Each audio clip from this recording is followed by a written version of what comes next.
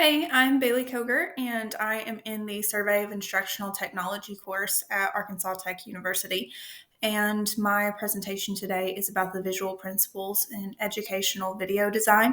So I took all of the offered resources in the course, and throughout my presentation, I'm going to hit on the high points of each one of these principles offered in each resource. So the first one being that it's important to understand that videos can be used effectively in teaching and learning contexts across various disciplines.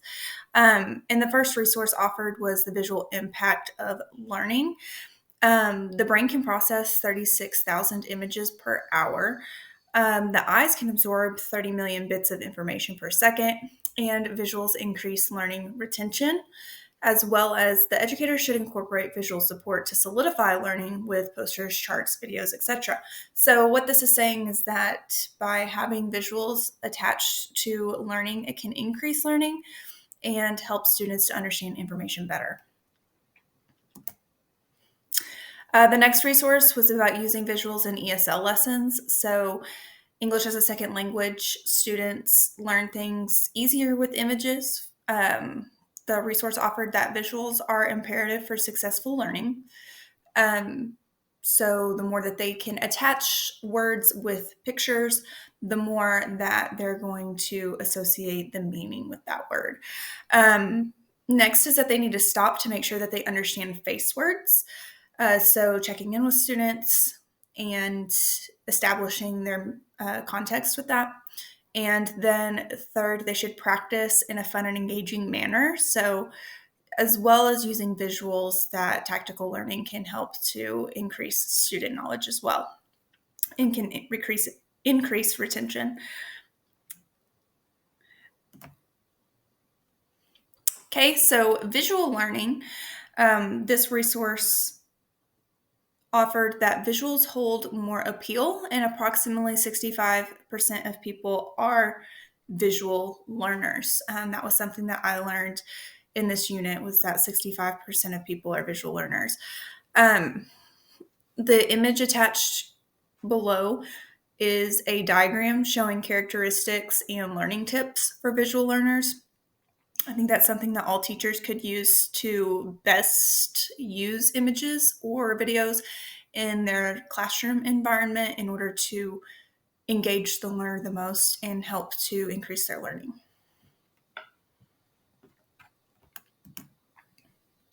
This resource also offered advantages of using visuals in the classroom. For example, that by using visuals, it helps people to store information for longer.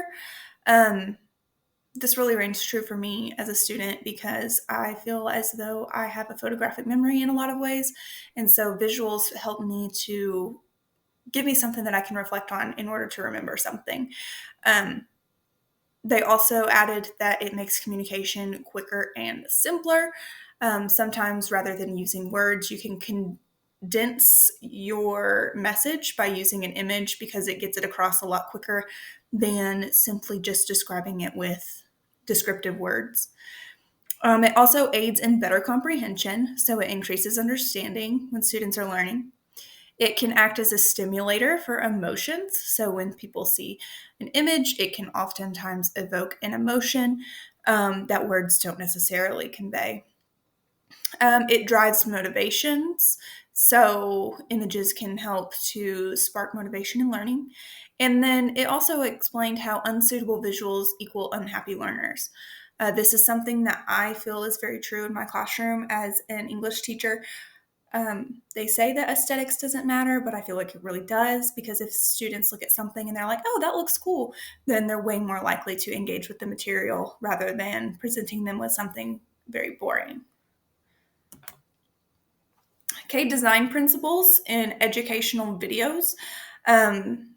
This next slide explains how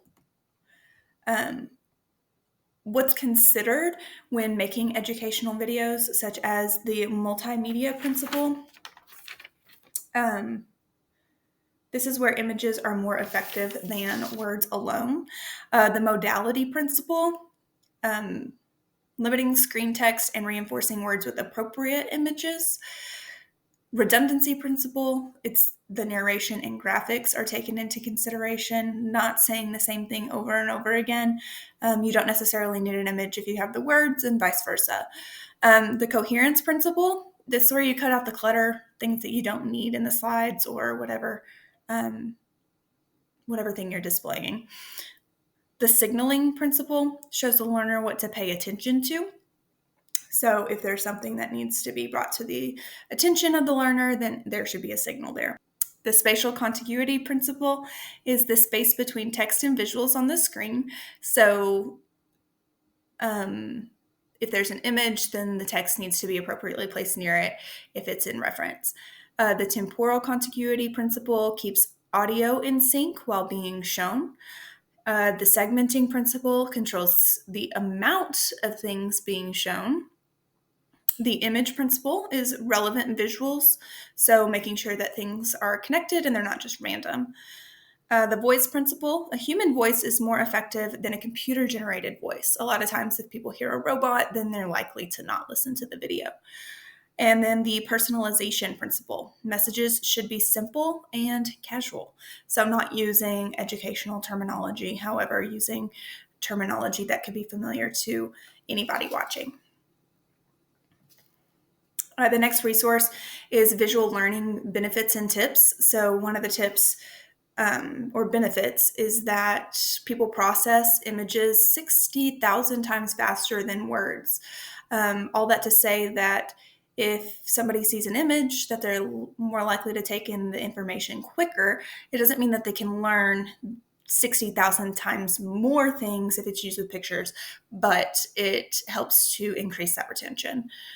Images also convey complex concepts. So like the image that I attached here is a diagram of a heart with the labels, and it's much quicker to explain the parts of the heart using this diagram as an image rather than trying to put that into words. It makes it a lot clearer to see. And then lastly, we can remove language barriers when teaching with images. So those ESL students who need images to attach meaning to words, we can quickly communicate with those students more so than if we're just simply using the English language. And then some other tips is that graphic design matters. So like mentioned before in the design principles, it makes a difference about how things are set up aesthetically and how they look to the learner. Scale matters. Most pertinent information needs to look bigger than maybe something that is not as important. Color can make a difference as well. Cool colors versus warm colors. There's a difference in how people receive information based on color. But it's also important to note that not everybody can even see color, and so you should not bank on the color element alone. And then hierarchy and space. So the way things are spaced in a visual can make a lot of difference on how somebody perceives the information. If it's cluttered and stacked too close together, people are likely to not really look at the image. They're more likely to move on to the next thing. Okay, so the next slide is 25 principles for effective instructional video design.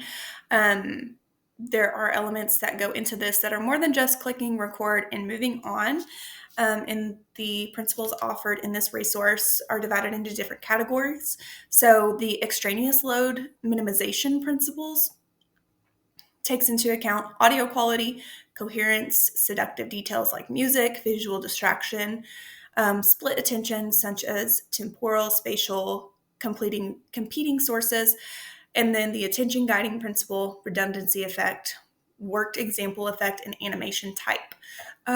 These are modeled very similarly to the design principles in education, so they overlap a lot. As well as the intrinsic and essential load management, the modality, just like the modality principle is to limit the screen on the text, transient information effect, and optimal video length, so not making things too long or too short. These principles continue with the generative process principle, personalization, such as using your human voice, conversational tone, the on-screen agent, and the presenter's face. Similar again to the design principles in education that having that personal effect is more effective rather than a computer voice. Emotional design, misconception effect, pre-training, and encouraging the mental model. And then lastly, there's the interface design, where there's the learner control effect, segmentation, and the integrated practice. Okay, there's also the 3 ways to start making educational videos. So this is a good tip for educators that are looking to use this strategy in their content. The first tip being, don't start with a blank page. It's all about using the video effectively, and not just your face, not just the screen, but combining the two to use it as in an effective educational medium.